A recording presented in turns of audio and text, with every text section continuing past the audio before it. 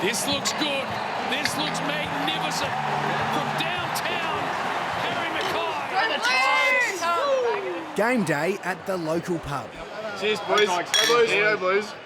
Footy season is boom time for the pint. Oh, it's the dream. God's nectar. Punters appear to be spoiled for choice. Stone and Wood, just a nice summer ale for a nice sunny day. Draft. Carlton Draft only. But unlike tonight's game, competition in the beer industry is as lopsided as it's ever been. We seem to be okay with duopolies, which are damaging consumer choice and damaging small businesses that are hiring and recruiting people at a much higher rate than the big guys. So if you now, over time, have two large multinational breweries locking up close to 90% of the country's taps in venues, that makes it very difficult for the small producers to compete. In the pub tonight, there's taps galore, but almost all of the beer is owned by two Japanese companies. Asahi, which in 2020 bought Australian beer giant CUB, which owns a number of separate beverage brands, and Kirin, which owns Lion Nathan and all of its beer brands. I think as 26 million Australians, we don't need to be boxed into 7 or 8 different brands. A hard-earned thirst needs a big cold beer. Well, Australia spent decades with just a few mass-produced beers like VB and Tooheys. I feel like a Tooheys.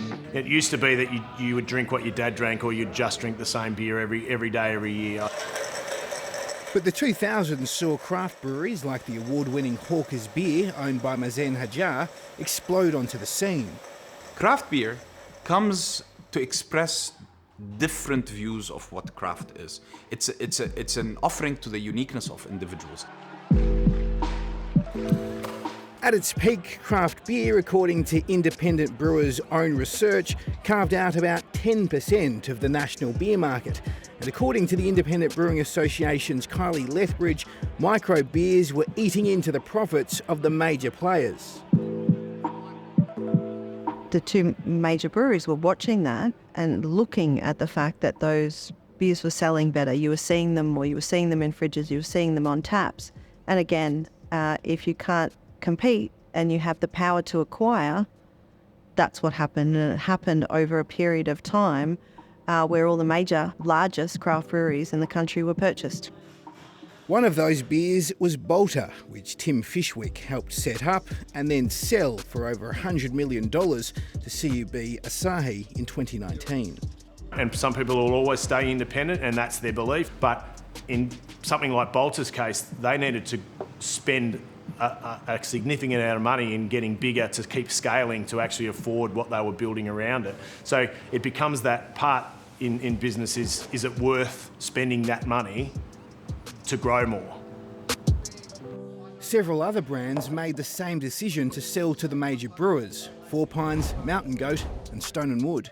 The assumption for your viewer is that if they walked in and actually looked across the taps, could be five different brand personalities that are represented within a venue, could be more. Generally, the punter won't be aware of who the ownership is behind that brand. We have a name for it in our industry. It's called craft washing.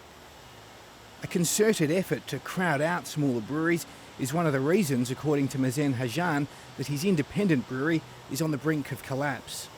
Every business is at risk, not just us. This is an industry-wide problem. A further 20 independents have gone into administration or liquidation in the past year. That's why I would say the situation for us is dire. So these smaller beer makers say that by buying up craft breweries, both Asahi and Kirin can use that added market power to dominate the industry. And they say that dominance has never been more evident in pubs.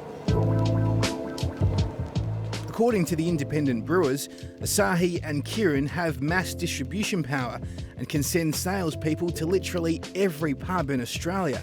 They come in, they offer us an amount of money to give them a percentage of our taps.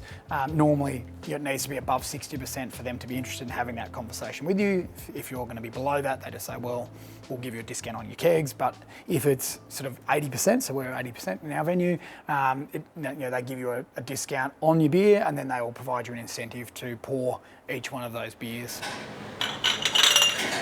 Nick Allardyce used to run a small brewery. Now a publican, under his contract with Kirin, 80% of what he serves must be a product they own, leaving only about 20% for anything else. I use cider as an example. We used to use, in my other venues, we used to use Coldstream cider for years and years and years. Great, local produced, locally owned.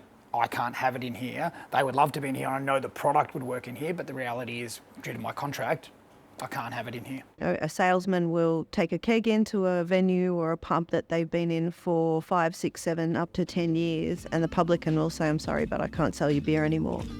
Asahi told 7:30 its contracts with pubs are not uniform and allow for a portion of taps to range competitor beers, including craft beer. And Kirin, which owns Lion, told 7:30 the Australian beer industry has never been more competitive. The other outlet for brewers are the major retailers, but Indepth, formerly Woolworths, and Coles have now also entered the market with their own take on craft beer. So it's just another competitor, and the challenge for us, and again in that respect, is the economies of scale of making those beers we can't compete with. Independent brewers are calling on the government to help by reducing the alcohol tax on the industry, and the ACCC to force major brewers to make it clear that their craft brands are actually owned by major companies. They're also asking for a fairer go in the pubs. The ACCC declined 7:30's request for an interview, but said in a statement it was concerned that in many Australian industries, competition has diminished in recent years and is advocating for merger law reform. I think if we continue down this pathway, we are at risk of wiping out the dreams of 800 different breweries that have been set up by friends and family and people who had this star in their eye of doing something different for their local community. Others in the industry believed craft beer will be okay if it goes back to its roots. If they build a local brand that they have genuine connection with their local community, they have every chance of being successful.